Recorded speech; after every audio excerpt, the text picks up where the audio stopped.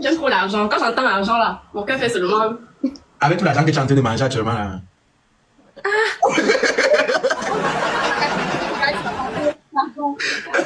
Bienvenue au tribunal du Sokor. Ici, on va parler de ton actualité. On va parler des polémiques autour de toi, parce que oui, c'est quand même une émission aussi. Voilà. Ici, on va parler projet. Bienvenue.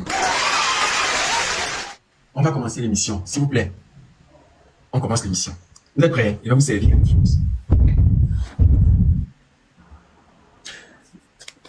C'est faux. On ne peut pas commencer l'émission sans que tu ne te présentes. Est-ce que tu peux te présenter? D'habitude, quand on me dit me présenter, je vais dire, c'est beau. Sincèrement, je sais pas quoi dire. Je suis une chanteuse camerounaise, artiste musicienne, interprète. Je fais un mélange du makossa et de l'amapiano, communément appelé du wave makossa. Wave qui veut dire nouveau vent, un nouveau souffle, du makossa. Vous voyez un peu. Voilà un peu en gros. En résumé, qui est Seppo? D'accord. Alors, pourquoi la musique, Seppo?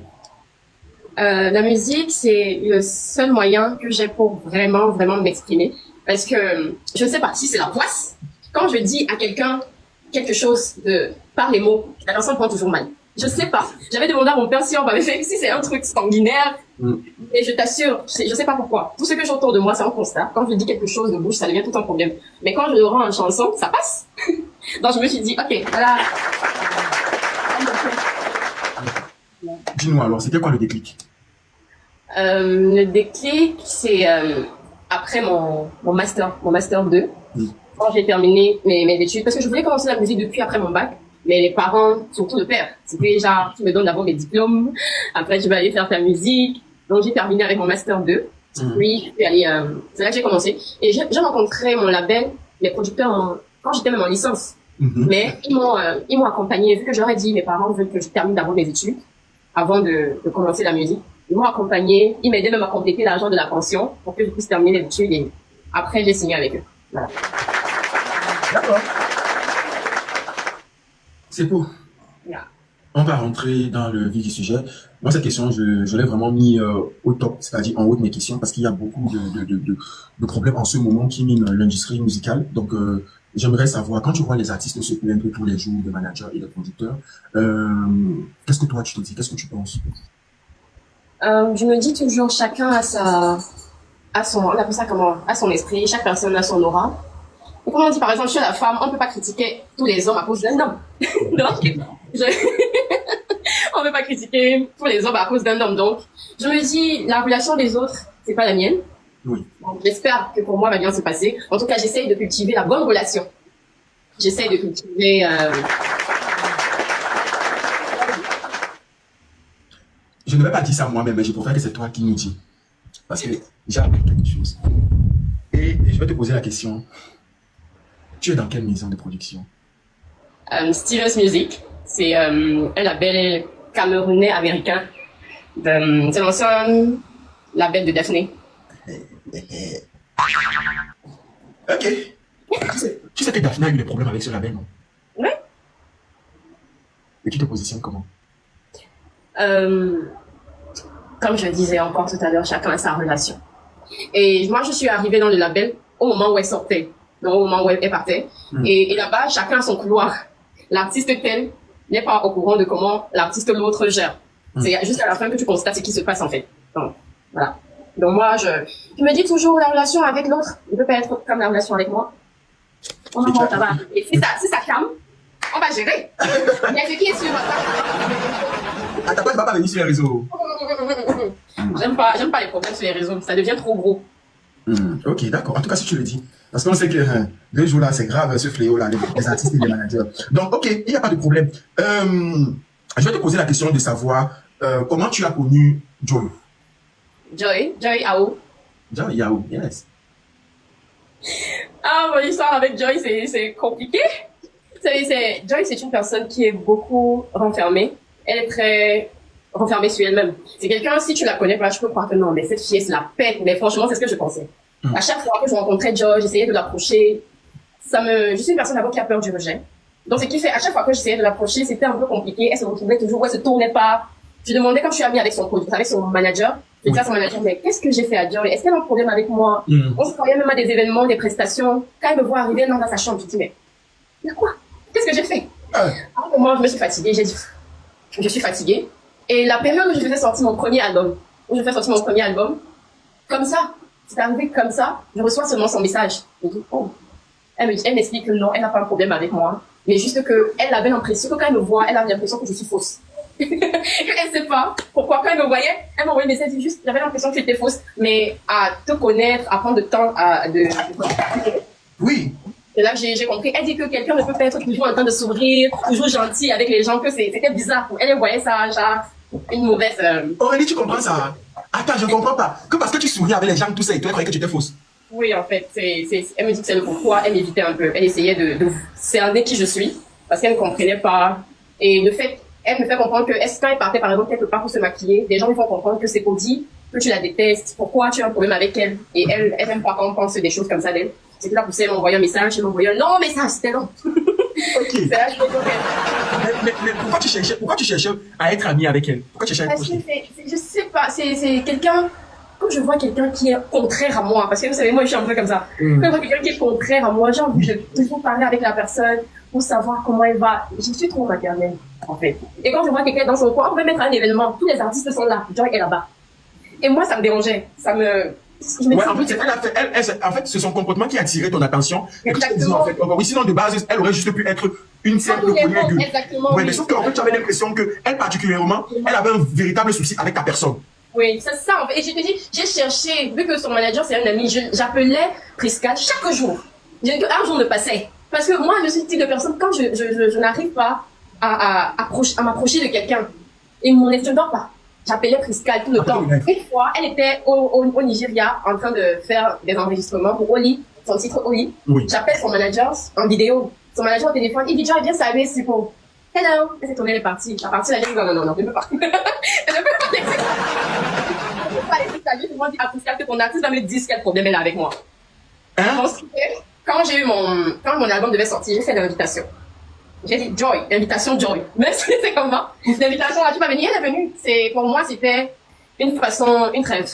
C'était une façon de... Mais non, tu peux pas dire une trêve parce qu'en fait, tu n'étais pas le problème. En fait, quand j'ai dit une trêve, c'est un peu pour dire, genre, elle a ouvert, elle a permis, en fait, elle m'a permis d'entrer chez elle. Parce que c'est la première fois qu'elle et moi, le jour de ma conférence de l'album, qu'elle et moi, on se place comme ça pour faire une photo. Donc c'était le 26 mars. Tu as retenu la date, c'est beau. Oui, je suis comme ça.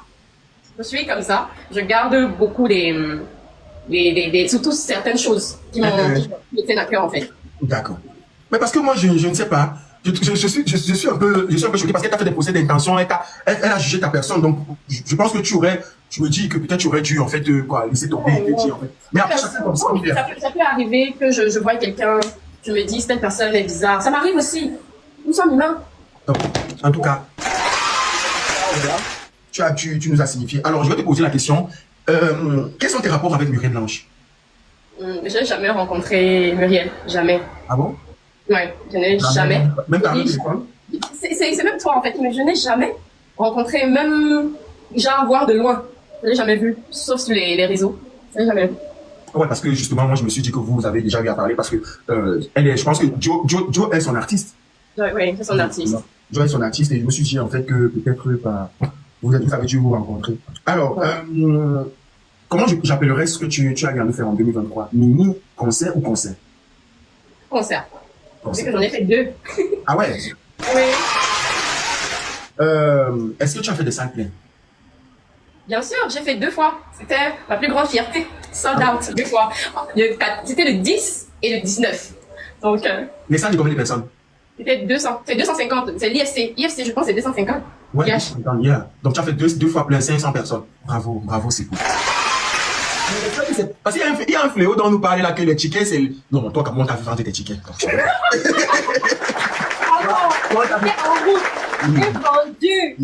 Moi-même, j'ai suffi, j'ai vu vendre des tickets. Non, ce n'était pas le genre des tickets. Parce qu'il y a un fléau là quand nous parlait de je j'ai vendu mes tickets. J'allais chez mes fans remettre mon argent. Alors, je vais te poser une question cruciale. Et pour cette question-là, j'ai besoin qu'on tapote jusqu'à 120 cas de tapotage, s'il vous plaît. Essayez de tapoter. J'ai envie de poser une question. Bon, c'est un peu calme déjà. J'ai envie de te poser une question. Une question un peu intime, je ne sais pas si tu vas pouvoir répondre, mais je vais te poser cette question. Donc, 24, dans quelques secondes, je pose la question. De toute façon, te voir, c'est un peu comme ça. C'est simple. Je suis très simple. Ouais. Non, on va voir ça. Bon, dis-nous, c'est où? Tu as quel âge exactement? La partie du film là que moi-même. Même si on me tue, je ne peux pas dire. Entre 19 et 22, en tout cas, je suis majeure. C'est tout ce que je sais. Tu es majeur, donc tu as plus de 21 ans. Oui, j'ai plus de 21 ans. Parce que toi là, souvent, moi j'ai l'impression que tu as même. Moi je suis sûr que tu m'as. Peut-être tu as même 19 après. Ne fais pas comme ça, tu vas m'enlever mes contrats. Non, tu es majeur, tu as plus de 21 ans. Mais ça veut dire que soit tu as 21 ans, 22, 23, 24, bref, plus, mais tu as plus de 21 ans. Ok. Oui, j'ai plus de 21 ans. Ok, d'accord. Je vais te poser la prochaine question, c'est pour. Pourquoi le son de Bendika? Pourquoi Bendika? La question là, moi-même, je ne pourrais pas répondre parce que la chanson m'a été proposée par Boris Banteke. Je ne sais pas si vous connaissez Boris Banteke. Si, je connais. Oui. Le fils du feu Moïse Banteke. Donc, je travaillais avec lui quand j'étais en première année. Je recrutais des chansons et un jour comme ça, il m'a proposé la chanson. J'avais un peu peur. J'avais un peu peur de refaire la chanson vu que c'est une chanson qui part un peu vite. J'étais plus habituée au slow. Mais bon, je suis allée au studio, j'ai fait ce que je pouvais faire. Ça a donné ce que ça pouvait donner. Et ça donne ce que tu vois là. D'accord, bravo. Est-ce que Bendika touche les droits d'auteur? Les droits d'auteur de Maman Mba? Oui. Oui, mais bien sûr. Bien sûr, on a tout établi. C'est très important, ce détail-là. Oui. On a fait les documents, il a signé, il récupère ses droits. Moi, je suis juste l'interprète. Donc, c'est lui qui récupère tous les droits? Lui récupère ses droits. Vous connaissez les droits du terrain? C'est très important pour moi. C'est là-bas qui est le plus important. Les droits de quoi? Les droits de terrain. Ça veut dire les prestations. Non mais attends, si on veut que tu nous cultives un peu, alors un peu dans ce sens-là, je vais te poser la question de savoir. Donc ça veut dire quoi? Ça veut dire que les droits de terrain ne sont plus beaucoup que les droits générés par le système. Je ne veux pas parler, mais tu comprends? Les prestations là, c'est divisé entre c'est vous partagez ça comment ça passe chez les producteurs ou ça passe directement chez toi? Ça part chez mon manager. Et c'est mon manager qui nous partage selon les termes du contrat. Mais le farotage?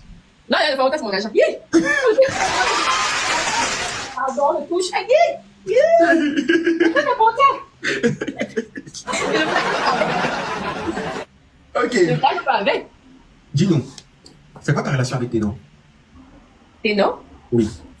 Bon, j'ai pas de relation avec Ténor. Mais je vais, sincèrement, ne frotte pas trop aux artistes musiciens.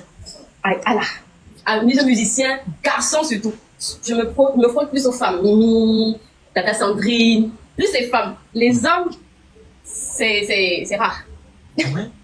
C'est rare.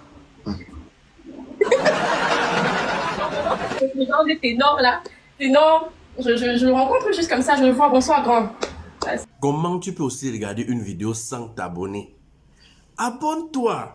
Surtout clique sur la cloche de notification. Ça, c'est la page de Buzz. Si tu veux être au courant des buzz et toutes les actualités au 237, abonne-toi et clique sur la cloche de notification. Partage aussi pour m'encourager. Surtout, si tu as quelque chose à dire, papa, lâche un commentaire.